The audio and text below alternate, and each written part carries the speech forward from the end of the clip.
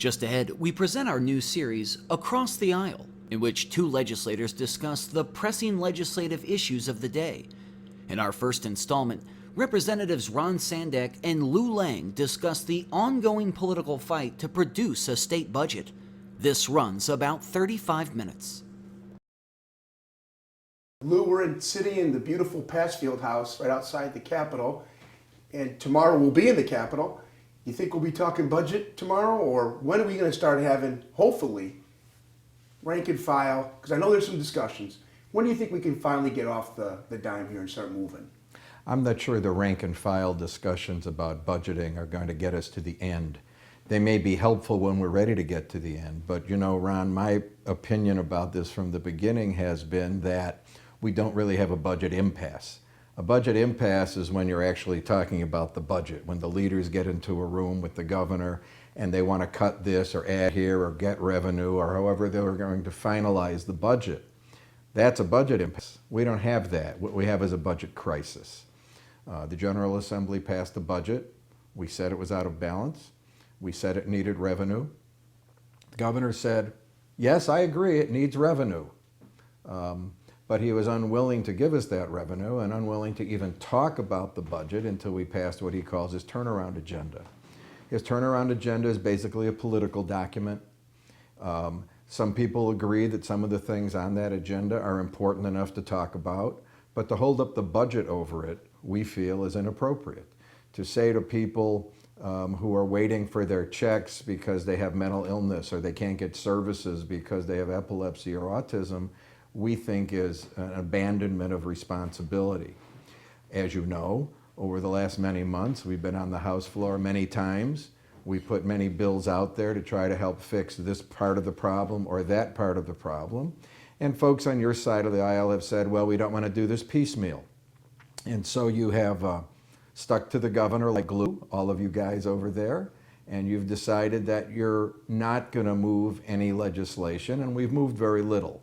Yes, we recently moved a bill regarding higher education, but that is actually of concern because A, if the goal was to keep Chicago State open, doesn't look like that's going to happen. They just laid off 300 people. And B, it cut all of the other state universities by 70%, which is where your leader, Mr. Durkin, says we're now going to start the negotiations for the next fiscal year. So we've got a lot of problems ahead of us. But I think, and maybe you do as well, whether you're willing to say so on camera or not, that if the governor simply said, I'm going to take my turnaround agenda and it's still important to me, but I'm going to put it over here for a while because we have a responsibility to do the budget. If he did that, I think we'd have the budget done in a week. You know, it's interesting because your initial proposition, I agree with you. I don't think we're at a budget impasse, but I don't think I call it a budget crisis. I call it a crisis overall of governance in the state of Illinois. From my perspective, this has never been about the budget, although I think it's an easily identifiable term, if you will. Budget impasse is what the media sometimes grabs onto. But I agree with you. From my perspective, this has been a struggle of power and control. And at the beginning of it, because I've only been in the General Assembly with a supermajority Democratic General Assembly and a Democratic governor. And I thought at the beginning this is just, you know, new nuance of split government or shared governance, which I like better. Some people call it divided government. I think that's a bad term. I think shared is better. And I know you've been around, though, in different times when there's been shared responsibilities. But of course, not in conditions that exist like today. And from my perspective, what I found frustrating, frankly, I get it. Some of my friends, maybe you included, don't want to talk about term limits or independent maps or workers' comp reform or any of that stuff. I get it. The turnaround agenda is anathema. But what I find frustrating is you guys control the agenda. You can put whatever you want on the board. And you do when you want to, and you don't when you want to as well.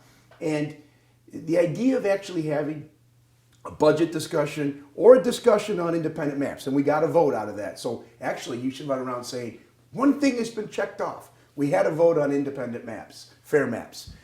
It came out of the House, I think there were 2 no votes. Shocking, right? 2 no votes. I actually think there were 7 no votes, were there but 7? Close enough. Okay, but it was an overwhelming majority. as shocking as that may seem to us, right? So that's an easy score. It's an easy score. Now, I don't know what the Senate's going to do. I suspect I have an idea. But that was one item. It took 10 months to do it, and I also suspect that comes on the heels of the citizen initiative, which was filed, I think, Saturday, with almost 600,000 signatures. So the cynic in me says that isn't a reaction to the governor's request, but rather a reaction, a political one, to what's going on a larger scale. Why we can't have a vote on workers' comp reform or procurement reform while we talk about the budget seems to me to be the way to get this past this inertia that's set in. And what also is frustrating for me, I've liked the language the speaker's taking. I don't have a working supermajority. Gosh, I apologize if there's not a working supermajority. I've been in the feckless superminority for almost 5 years. That's basically been the recipient. And I've had to learn how to juke and jive and jab. And now, because our minority is sticking together, somehow we've got the upper hand and somehow control when there's bipartisanship. I mean, it's always been interesting to me when my Democratic friends say, God, that was a good vote. That was a bipartisan vote. Of course, it's always on a Democratic bill, whenever that's defined. Everything I've ever accomplished legislatively in the House or in my term in the Senate, I needed a good number of Democrats to sign on. I don't think my friends on the other side of the aisle have ever needed a majority of Republicans to pass a piece of legislation. And I think that perspective may be sometimes missing as we continue to have this seemingly endless dance. For my part, Deputy Majority Leader, what is it? Deputy Majority Leader. How about Lou? You call me Lou. Lou, I would love it if you would put on the floor the actual budget that we had last time, that you guys passed. And we just put on an overhead projector or shoot it on our computers. And we just start going over it line by line. Committee of the Whole. You remember those? You ran a bunch of them last summer. We had a budget committee of the whole. And this isn't requiring a vote on a turnaround item. We just go through the exercise of doing that and show people that this is the most important thing to us. Because in the absence of doing that, I don't think people believe either one of us or either one of our caucuses is really trying. And forget, we haven't even gotten to when the leaders are going to meet again. But that helps you and I out, and it helps out your colleagues and my colleagues. Start having those discussions in real time and in a transparent way. So let me respond to a couple of things you said. First, any significant legislation that passes on the House floor requires bipartisan help. So when I passed my heroin legislation last year, half the co-sponsors, including yourself, were Republican. I would not have passed that bill without Republican input. Agreed. Even though it passed unanimously, it took everyone working together. No question. And we're going to save a lot of lives. And so we look often to both sides of the aisle to make important things happen, and that should include the budget. I agree. Now, to your statement that we ought to go over the budget together line by line, it's okay with me. Put it on there. I don't make that decision, sir. And indeed, take it to the. It seems to me that speaker. It seems to me that the notion that members should work together to make this happen is a good one, except for this: we still have a governor who's unwilling to do the budget. He's made his turnaround agenda a precondition for even talking about the budget. And until he says, I'm willing to put my turnaround agenda over here for 5 minutes, let's talk about the budget, let's see if we can agree on a budget. And then if he wants to hold the turnaround agenda over our heads after he's agreed to a budget and agreed to the revenue that we all know we need to match the values of the people who live in the state of Illinois, we can go about that. But I want to say this. We had a vote on redistricting. We took a vote on property tax relief. 14 times, I believe. It's 18 times. Okay. And then you put I may have been off the floor for 4 times. 18 times, and you put Frank's bills on, it's probably 20 times. We took a vote on workers' comp reform. It wasn't exactly the reform the governor wanted. But as you know, The land we live in the Illinois General Assembly is a place of compromise. He can't get everything he wants. Last spring and summer, he talked about having a public-private partnership where we would privatize some of the activities of the Department of Commerce and Economic Opportunity. We agreed to do that. We just wanted a sunset on it. The governor said, no, we're not going to do that with a sunset. A sunset, to those viewers who don't know what that means, it means the law will end at a given time so that it can be reviewed, and if it's going to be renewed, it can be renewed permanently or for another period or with changes. And so all we wanted to do was get some transparency, and he said no. And now he's gone about the business of arranging for that to be just a private organization, a private corporation without any state funding has been developed to do some of this. Fine. That's certainly legal and certainly appropriate. The point I'm trying to make is that from our point of view, there's one person standing in the way of having a budget. I'm not talking about one person standing in the way of the final budget document. That'll be everybody, the leaders, the rank and file. But there's only one person standing in the way of a decision to say, let's sit down and do the budget, and his name is Bruce Rauner. But hold on. This is one of those heads I win, tails you lose arguments. We started, you said, look, I would be happy to have that House Committee of the Whole discussion on the budget. I got to run it up the flag, basically, up the poll, and if the speaker says yes, great. But think about that for a second.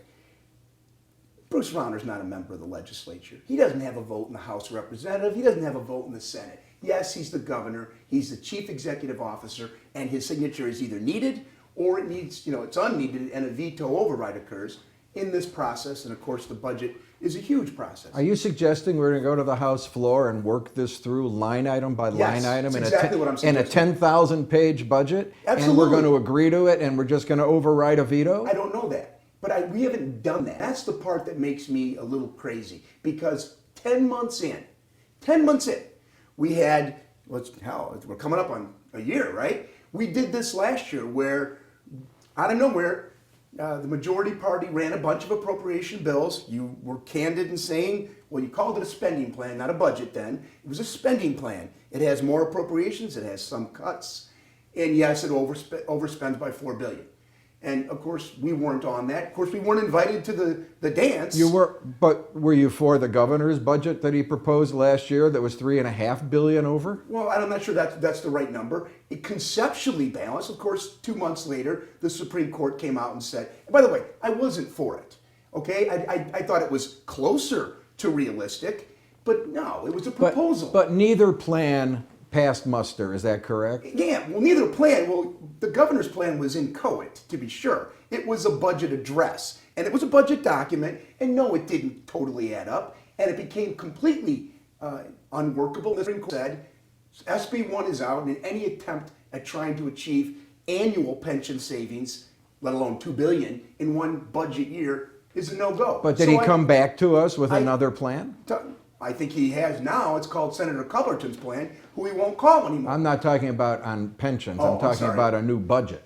Did we see a new budget from Bruce No, Rauner? what I saw happen, I think you were part of it, was some working groups, one of which, there was a variety of working groups which kind of sort of were in motion for a while. Were you in a working group? I was. I was in a working group. Yeah. The working group I was in started every meeting with this statement by the gentleman who was running it, whose name I will not mention.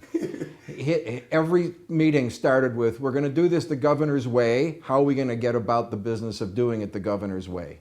What working group were you in, by the way? I remember as I I was sit in here pensions. now. So we had no precursor language. We had representatives of the governor's office there, but it was bicameral, bipartisan, staff from every caucus there, and we were cranking along until the Supreme Court threw us a big curveball, and then we kind of looked at each other with our mouths agape as we read the opinion as a group.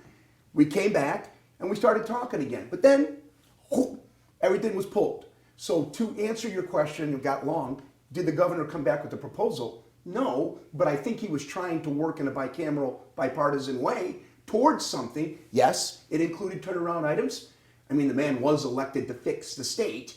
I know it's a big, broad... But he's holding 13 million people hostage to his agenda. That's, I think, is a political reply. I don't think he is. I see it as entirely different. I see it as a guy who is negotiating against himself a lot of times, And it hasn't worked, to be sure. Look, having your experience notwithstanding, these working groups going, and then all of a sudden my Democratic friends weren't showing up anymore. Okay, there goes that working group. You guys decided to go it alone on the budget. I wasn't at a budget meeting. You didn't call me or none of your colleagues and said, hey, Sandack, we're drawing this $4 billion out of balance budget. We know it's out of budget. We know it doesn't balance. We know it won't work, but we're going to put it on the governor and let him veto $4 billion in spending, which he had the power to do and But no, refused but he to wasn't do gonna it. do that. So Lou, what he you did knew do, that, what he right. did do was sign the education budget. Sure, you should be and happy and that he he did. trumpeted that as his greatest accomplishment in his first year in office. And how many Republicans voted for that? 0. Right. But did he call me and say thanks for putting that education budget on the board? I bet he didn't. He claimed credit for that education budget. Okay, so- He had nothing to do with it. So a rookie, one-year governor with no political experience, fighting a pretty entrenched, Democratic-controlled process that doesn't want him to get any wins, threw you guys a curveball and you guys didn't even follow it off. Okay, I mean, I don't know what you wanted him to do. You'd have been happy if he vetoed the entire budget? Of course not. Would you have said he was a wonderful governor for vetoing everything? Of course not. I gave him credit when he signed the education good. budget. Then you But just when moved I on. gave him credit for doing that, I wondered why he threw all of you under the bus. Politics, He you know went that. into a Republican caucus and he told all of you, I want you to vote no on every part of the budget. And then he signed the Were education you in budget. the caucus? I was not in the caucus, but the 5 or 6 people who told me he did exactly that, I tend to believe. Well, I don't remember him coming into a caucus and saying, I want you guys to veto everything. So your sources may be conflating a bunch of caucus meetings, but that doesn't matter. We did vote no on a clearly unbalanced, clearly overspending, not inclusive, same as it ever was budget. We did. Agreed. There's no way I'm going to put a yes vote on something that's $4 billion out of budget. Had you come to me, had your brethren said, look, we're going to come at you with $4 billion in excess. We think we've cut this already as much as we can. You guys didn't. You cut, but you didn't cut it as much as you could. You wanted him to cut the rest and hang that around his neck. He didn't play ball, except he did sign K-12. He may have trumpeted it as an unfair, look what I've done, but you would not have been happy if kids from Niles, Skokie, and whatever other good towns you live in were at your door screaming, no education Can I budget. suggest to you that there was no conversation whatsoever about let the governor wear the jacket for this, let the governor Well, I don't make think you guys need to have a conspiracy conversation. You know what? What the conversation was that my side of the aisle is always being accused of being big spenders. And Rightfully so. And what we did was Spend some more. What we did was cut $1 billion out of the previous year when we had the income tax increase that we no longer had, and we said we've had budget hearings. This budget or this spending plan reflects the values of the people of the state of Illinois, and we need more revenue. And you know what, Ron? The governor didn't disagree. Yeah, he's never disagreed. He said, we need revenue. And he says now, we need revenue. Lou, but he is. instead of doing what needs to be done to get the budget accomplished, he's got other agenda items that go ahead of that for him, and they're all political in Wait a nature. minute, hold on. And let me just give you one example of the problem. And people out there watching this who need state services that aren't getting them know. Let's just take one organization called Lutheran Social Services. They provide or have provided social services to thousands and thousands of a wonderful Illinoisans. organization. And because we have no budget, they laid off 750 people. They don't have the money to pay them. Those people are now out of work. Those families are now destitute, many of them, and they need social services. And so there's a huge ripple effect. People are not getting autism services, epilepsy services, immigration services for legal immigrants. They're not getting mental health services. The MAP grants for college kids were not being paid until recently. Our universities are going downhill rapidly, and it's going to continue to get worse. And yet, we have no leadership at the top that says, my most important responsibility under the Constitution is accomplishing a budget for the people of the state of Illinois.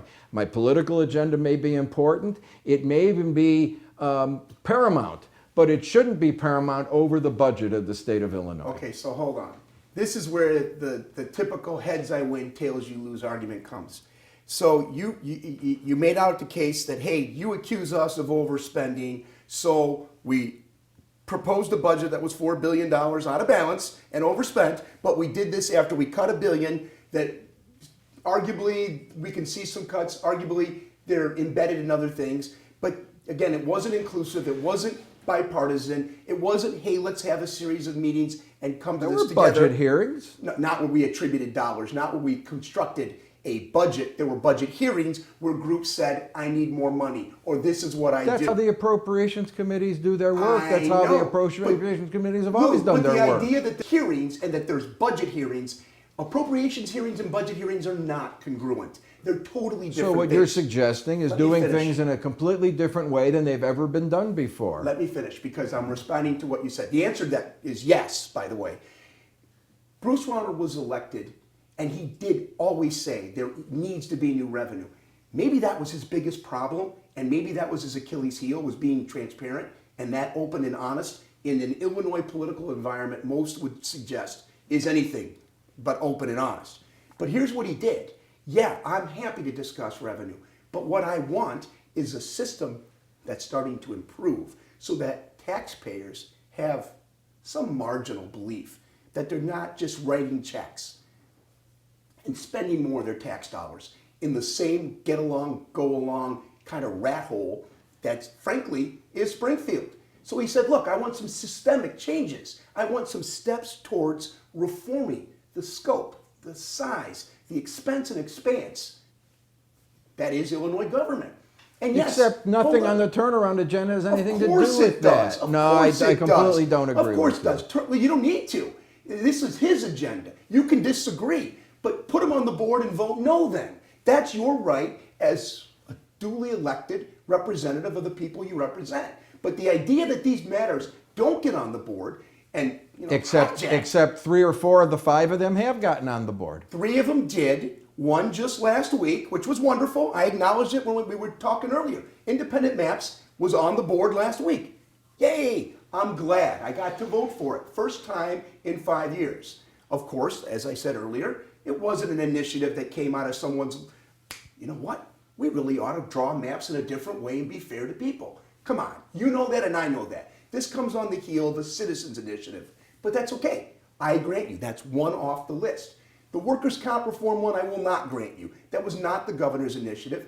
You should have voted no if you believed his initiative is unfair or not bad. We'll never know that until we get his bill on the board. Every bill doesn't get on the board. I didn't say every bill does, but the governor, the duly elected governor of the state of Illinois, should get a few of his You know what? bills The on governor of the board. state of Illinois has minions on my side of the aisle. He should get them to propose them if you think this is a party line problem. Which minion? Let's identify He that. can go to Mr. Duncan or Mr. Drury or Mr. Franks, and I'm he can sure that accomplish 2 his out of 3 would goals. probably be offended. But here's my point. After all is said and done, the reason I said let's have a committee of the whole on the budget, because it's not an appropriations hearing done in a vacuum. It is a budget hearing done at the most macro level in the most transparent way. How do I know if the governor will sign it? I don't. How do I know the governor will oppose it? I don't. Will we give him something that likely could be line item vetoed rather than taking $4 billion, which no governor's going to do? You knew that when we passed that along. Except if we infuse new revenue, it's not $4 billion. Well, you didn't use new revenue because you didn't want to. That's actually a great point. You're exactly right. You want a bipartisan tax increase, but no bipartisan reforms. And this governor says, I want bipartisan reforms and revenue. Here's what I want. I want a governor who understands the priorities of state government and deals with them as they come. I think he does. And so he could at least say, let's do a budget. Now, I'm not going to agree to it in a final form until you do my reforms for me. But he could at least say, job, Lou. let's discuss But the that's budget. us. That's for us. You know what? It's for us to pass, But he has a responsibility under the law to lead us to a budget, Wait a minute. which is why the He can't Constitution. appropriate a bill. But it is why the Constitution requires him to propose a budget in the spring of every year. And he did. And he's been unwilling to discuss that budget ever since. No, well, you and I, we're never going to agree on that. We're never going to agree on that. He did make he was the first governor, at least in math, that balanced. The concepts, I agree with you, ended up not balancing. That was in February of 2015. I was there. I know. This is a year and a quarter later. I know. I was there. All right. Okay. So what but is we're he? already on year But two. now he has said we're not going to discuss the budget until you give me this list of things. While Rome is burning, he's doing politics. Well, again, Rome is burning. Rome's been burning. It's been a slow ember that's now started to spark throughout the town for about 20 years. And that's the whole reason he was elected. It may be an inferno in the making. He's not trying to douse it out with a garden hose either. He's trying to use a fire hose that the taxpayers. Now you said you made a criticism. He doesn't understand the process. He might not be as elegant as the intricacies of Springfield as some of his predecessors on both sides. Taxpayers elected him to be the vanguard of them. And that's the thing that I think some of us, mainly on your side, but some on my side too, can't seem to get past. We can't do this. Can't do it. And if you're expecting that this is new to us, it needs to be new and uncomfortable. You know what? I'm happy to do all of those things. But the notion that taxpayers only elected Bruce Rauner to do new things is not correct. I didn't say that, The but he is their taxpayers vanguard. expect him to do a budget. They expect him to try to do reforms, but they expect him to do a budget. Those same taxpayers who you think Did demand... you miss his commercials shaking up Springfield? I saw them was all. there a PS? But I'll get to the budget later. No, he's shaking up Springfield, and he has. He's shaken up Springfield by destroying lives. No, He's that's- shaken oh, up come on, Springfield Lou. by Come cutting on. mental health money. He's shaken up Come Springfield on. by keeping 125,000 Pat. college kids from getting their MAP grants. Stop it. You guys can run a bill to pass whatever you want, whenever you want. You choose not to because the bet that this is ultimately the speaker's bet. Who wears the collar responsibility for this mess? Does the new guy who never, ever pension payment, never, ever taxed anybody, never overspent, never did any of the things that brought us to this point, or the people who have built themselves this entrenched machinery of, frankly, irresponsibility, yet they continually get reelected. He's trying to do it different. Either we're going to get accustomed to a different way, or we're going to continue to do the same thing. I don't accept your premise, but even if I did, none of that has anything to do with the budget. There's nothing on the governor's turnaround agenda that says anything about how we do budgets or cutting the budget or dealing with the budget. None of it has anything to do with the budget. No. And so the reason the governor's poll numbers are at 26 or 28% now, with 40-something% opposed to the way he's doing his work, is exactly this. Not that people don't want his turnaround agenda. Maybe they do, maybe they don't. I think they would reject it if it was on the ballot. But the real problem is they You think expect term limits him... would be rejected if it were on the ballot? Term limits might not be. No, independent maps. You think that would be rejected if it were on the ballot? I think independent maps are a danger. Okay, well, I discern that. But the question was, do you think it would be passed if it were on I the don't ballot? have any idea. 80% minimum. I would go to Vegas on that. So, Workers' comp reform. and yet the governor's at 26% in the last poll. What does that tell you about the people? It tells me he's willing to risk his political capital and not doing the efficient, the expeditious, the easy thing. That is and a he's great, an that is intelligent guy trying to fix the problem in the long term. That is a great political answer, but the facts are that you said this is what the taxpayers want. The taxpayers do. elected The him to do taxpayers this. want a The fixed state. taxpayers elected him to do that, but only 26% of those taxpayers approve the way he's going about his business. Well, maybe. I don't know which poll you're looking at. Maybe it's More than one. Maybe it's your district. I don't know. Oh, in my district, he's much less than 20%. Maybe.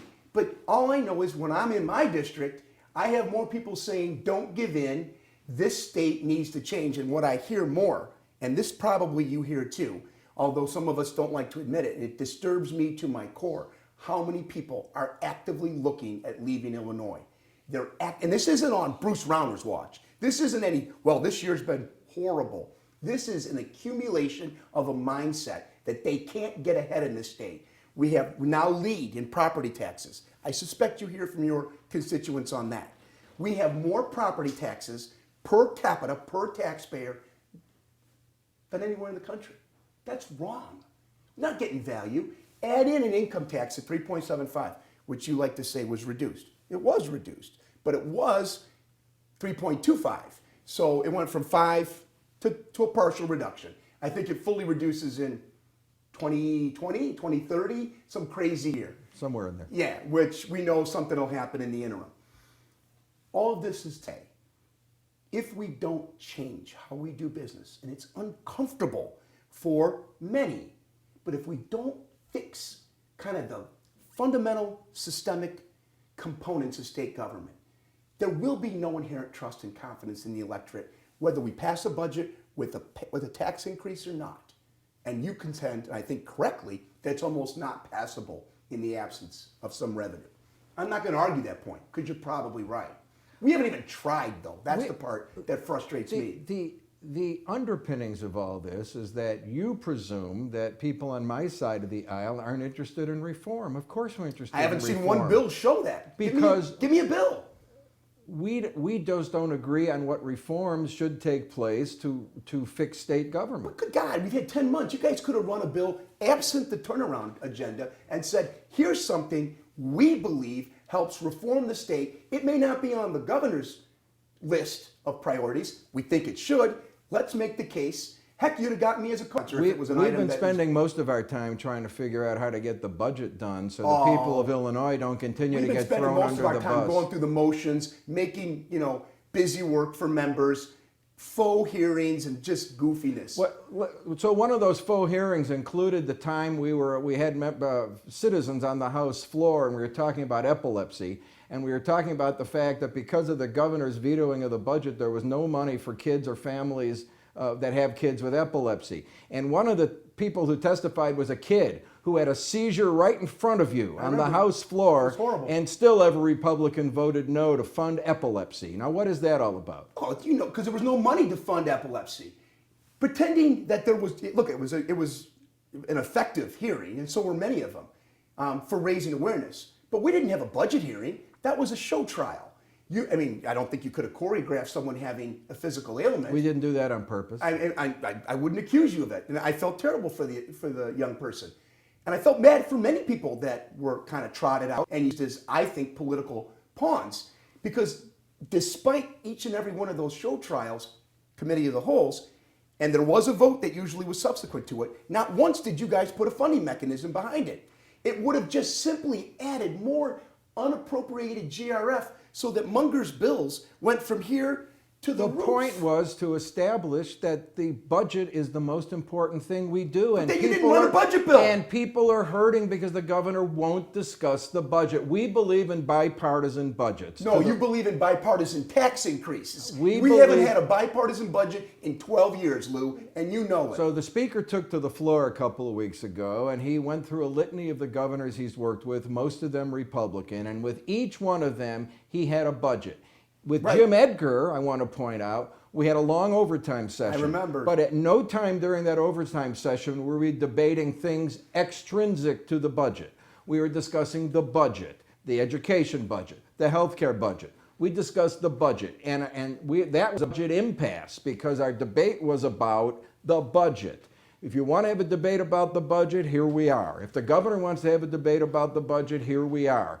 But to hold up the budget for 13 million people over the governor's political agenda is just irresponsible. The idea that there's a holdup at the legislative level when the governor's not a legislator is something I just can't get my head around, how you expect to sell that argument, because it's just not accurate. The governor isn't in the chambers, either house, the Senate or... You know what? The governor is in the chamber because he's in the heads of every Republican in the House and every Republican in the Senate, and he's got $50 or $60 million in the bank to wield great power and influence over all of you folks. And to suggest that the governor's not involved in your no votes on every single thing that goes up on the board is just nonsensical. Lou, all I can tell you is the House of Representatives has a set of rules that are set by your side of the aisle. You vote on them. They're your rules. They're decidedly one-sided and they're decidedly partisan, but they're the rules. Anytime you want to appropriate anything, anytime you want to create a bill, cause a hearing, go to a subcommittee, whatever it is you want to do. Heck, I think there might be a rule on not eating on the House floor. Any rule you want, you guys can run and accomplish. And that's how it's been for a long time.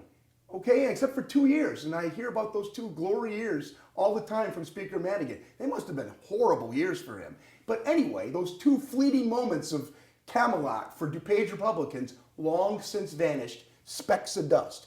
Since '96, the House of Representatives has been run by the Democrats, sometimes with large numbers, sometimes with larger numbers, and sometimes with supermajority This numbers. doesn't happen by magic. People elect these people. With maps drawn by the party in charge, but so what? You're right.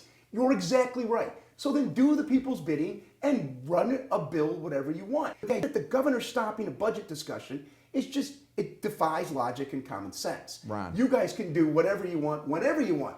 You want a bipartisan tax increase. You're not going to get one.